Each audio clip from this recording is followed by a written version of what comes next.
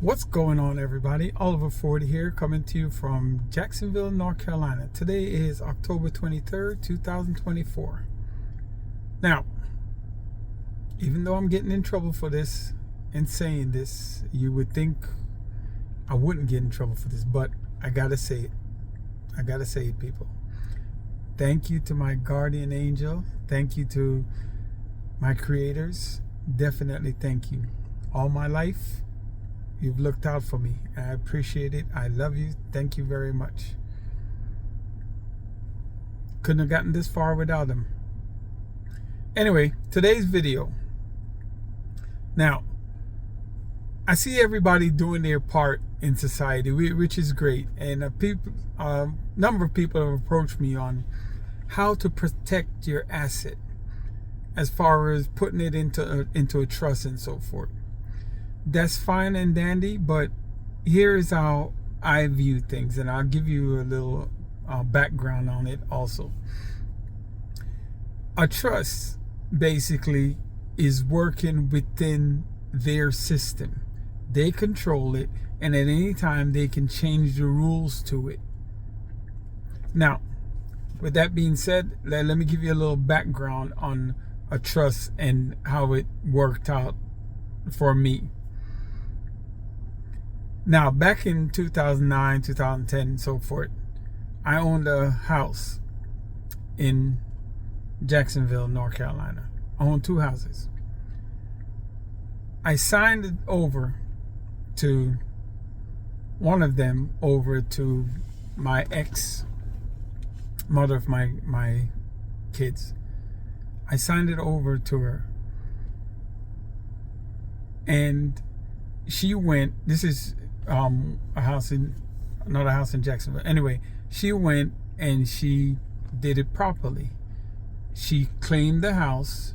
She went down, filled out the proper paperwork. So she put claim to the house.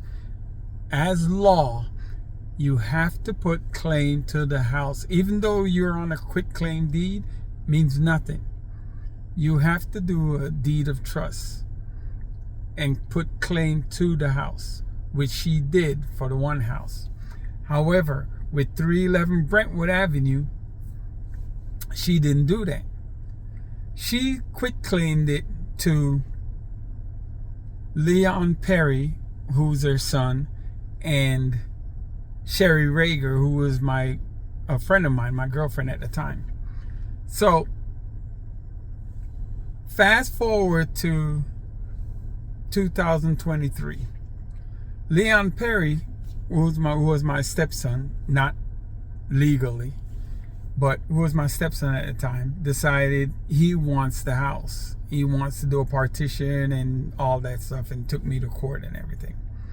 Now, the problem with that is I'm the only one on the deed of trust. Quit claim doesn't mean anything because Leon Perry or Sherry Rager never put claim to the house. They never followed through. There's more paperwork to fill out where you have to claim the house, take possession of the house, accept the house, and they didn't. This is the law, by the way, just in case anybody's, arguing. This is the law. So they never did that. So the house is still in my name. So it went to court. And Mickey White of Onslow Judicial System, clerk of court, did the proceedings and decided to partition the house, to take the house from me and partition it or sell it and split it up.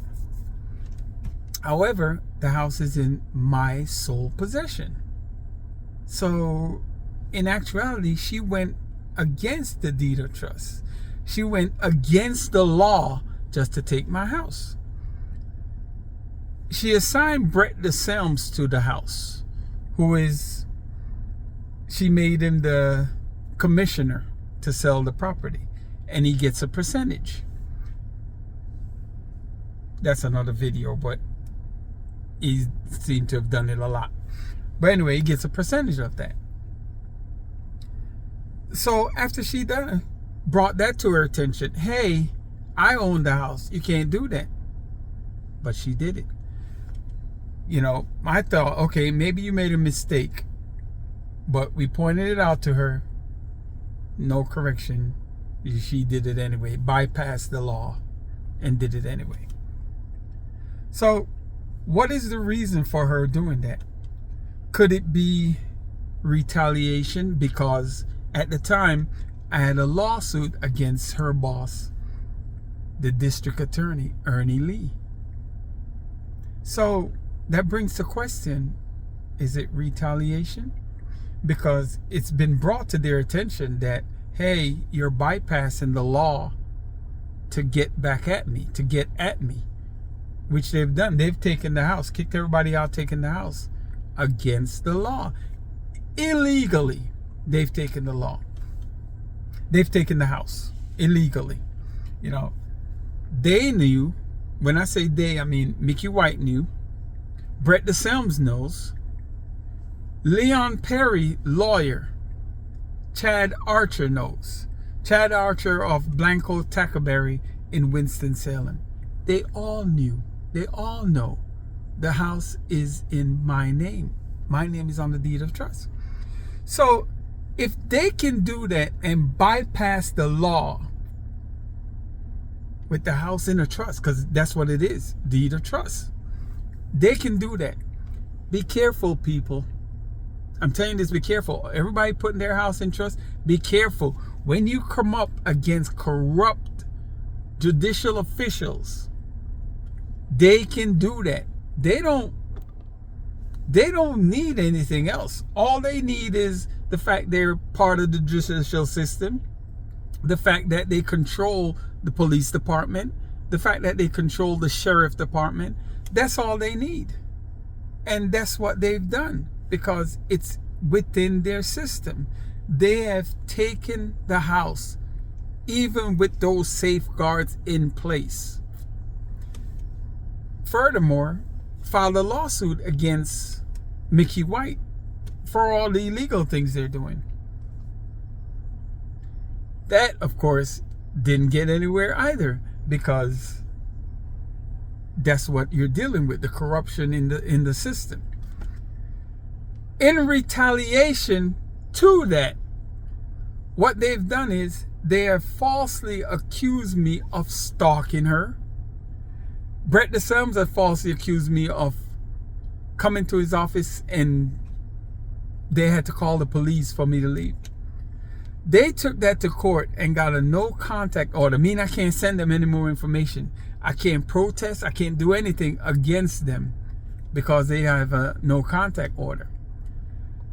The judge granted this no contact order based on, get this, based on me calling on my guardian angel to punish them, me calling on the Creator to punish them.